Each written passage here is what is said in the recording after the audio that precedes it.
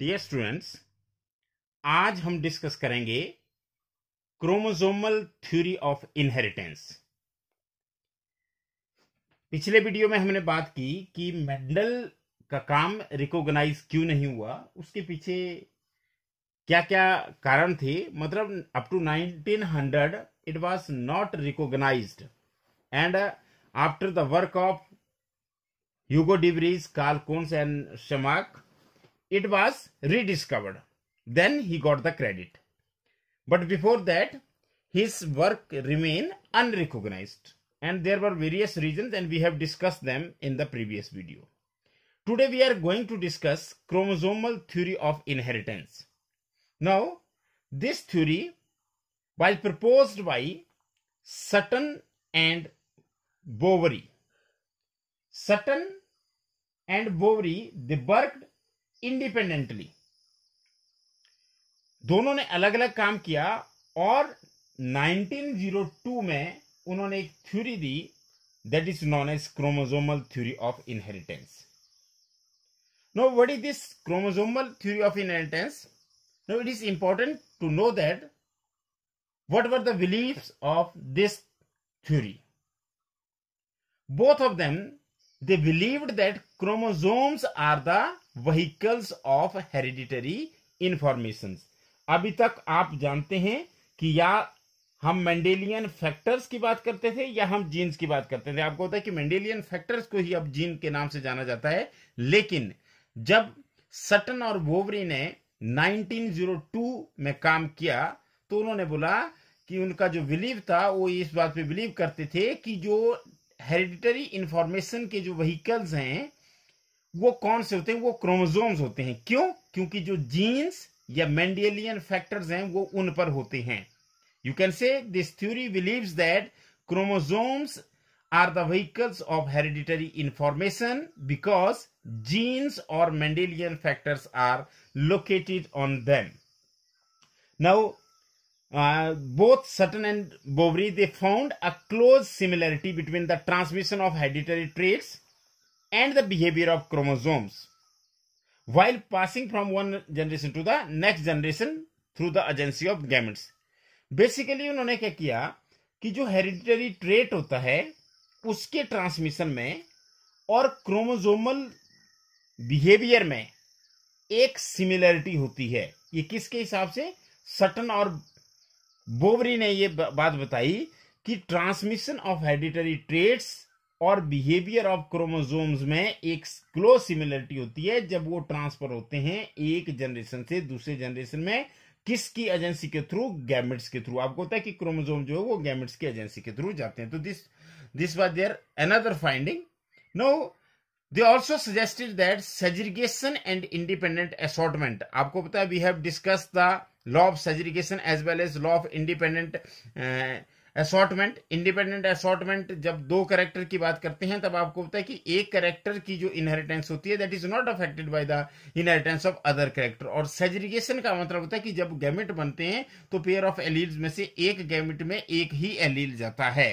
तो ये उन्होंने बोला कि ये जो प्रॉपर्टी है कौन सी? That is the segregation as well as independent assortment. ये किसकी प्रॉपर्टी है? क्रोमोसोम्स की। तो आप एक चीज समझ रहे होंगे कि क्रोमोसोमल थ्योरी ऑफ इनहेरिटेंस जो है वो मेंडेलियन फैक्टर या जीन्स के बजाय किसको बेस मान रही है? क्रोमोसोम्स को मान रही है। और इसके पीछे उनका ये कहना है कि जो क्रोमोसोम्स होते हैं उन्हीं पर जीन होते हैं because genes are located on them and they also find a very close similarity between the transmission of hereditary traits as well as behavior of the chromosomes.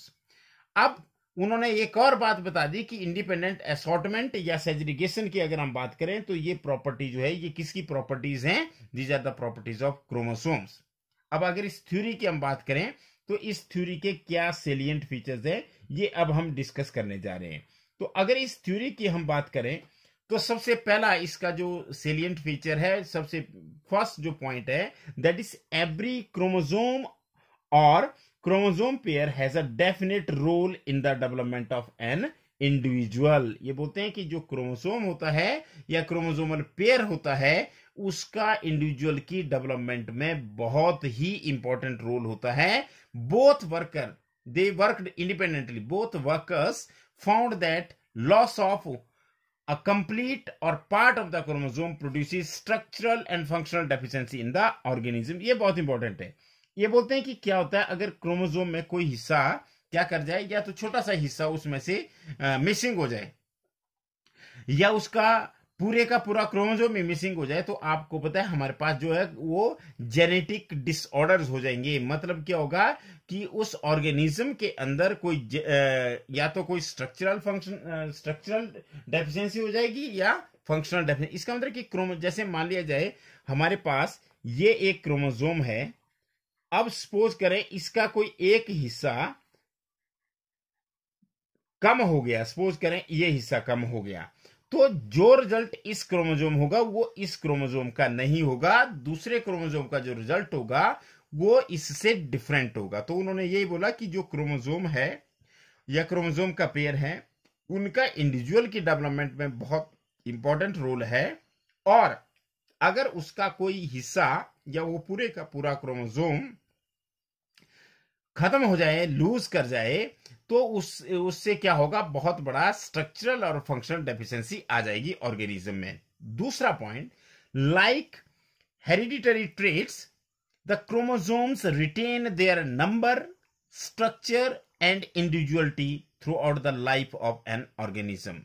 जैसे हेरिडिटरी ट्रेट्स होते हैं उसी तरह से क्रोमोसोम भी क्या करते हैं, किसी भी ऑर्गेनिज्म की लाइफ के दौरान अपने नंबर को, अपने स्ट्रक्चर्स को और इंडिविजुअलिटी को क्या करते हैं, वो रिटेन करते हैं, मतलब बनाए रखते हैं. Like hereditary traits the chromosomes retain their number, structure and individuality throughout the life of an organism from generation to generation. The two neither get lost nor mixed up, और you can say they behave as unit. आपको पता है कि ये जो chromosomes है ये unit की तरह बिहेव करते हैं, और ये भी क्या होते हैं, ये ना तो खत्म होते हैं और ना ही इनमें मिक्सिंग होती है. तो ये इसका सेकंड पॉइंट था. इसके बाद अगर हम बात करें थर्ड पॉइंट की, तो both genes, you know these are also known as Mendelian factors as well as chromosomes, they occur in pairs in diploid cells और इन सोमेटिक सेल्स. अगर हम सोमेटिक सेल्स की बात करें, आपको पता है कि जर्मिनल सेल्स में जब स्पर्म और ओवम बनते हैं तब क्रोमोसोम नंबर हाफ हो जाता है. लेकिन अगर हम सोमेटिक सेल की बात करें या डिप्लॉयड सेल्स की बात करें, तो वहां पे क्रोमोसोम्स और जो जीन्स होते हैं, जो मेंडेलियन फैक्टर्स होते हैं,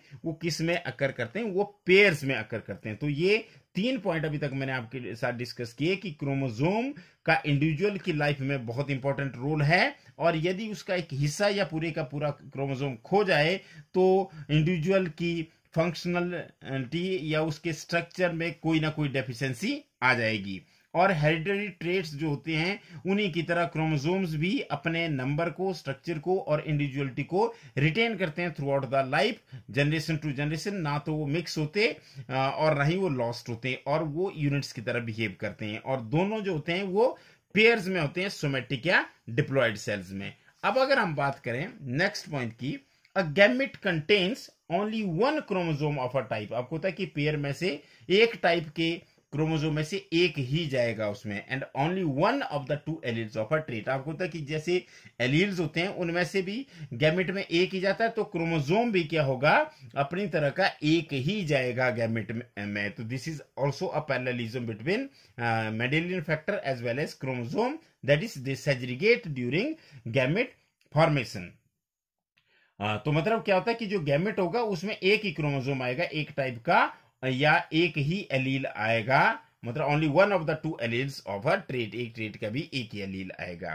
अब जो पेयर्ड कंडीशन है वो दोबारा से कब रिस्टोर हो जाती है, चाहे वो हम क्रोमोसोम्स की बात कर रहे हैं चाहे मेंडेलियन फैक्टर की. आपको होता है जब गैमेट बनते हैं तो उसमें सेग्रीगेशन होती है, मतलब पेयर ऑफ एलील्स में से एक गैमेट में चला जाता है, दूसरा दूसरे गैमेट में चला जाता है. लेकिन जैसे ही फर्टिलाइजेशन होती है तो वो नंबर दोबारा से रिटेन कर दिया जाता है. जैसे स्पर्म में 23 होते हैं और ओवम में भी 23 होते हैं, तो देखिए हाफ हो गई. लेकिन जैसे फर्टिलाइजेशन होगी तो फिर से 46 हो जाएगा. तो you can say the paired conditions of both chromosomes as well as Mendelian factors is restored during fertilization. This is very important.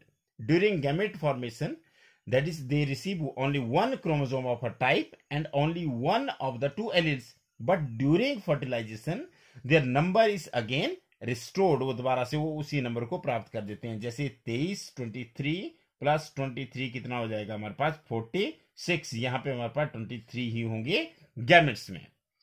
और जैसे जेनेटिक होमोजेनिटी है या जेनेटिक हेट्रोजेनिटी है या डोमिनेंस है, रिसेसिवनेस है, इनको क्रोमोसोम के टाइप और बिहेवियर के बेसिस पे सजेस्ट किया जा सकता है. That is genetic homogeneity and heterogeneity, dominance and recessiveness can be suggested by chromosomal type and behaviour. उसके बेसिस पे आप बता सकते हैं कि ये होमोजेनिटी है, इसमें हेट्रोजेनिटी है, डोमिनेंस है या रिसेसिवनेस है.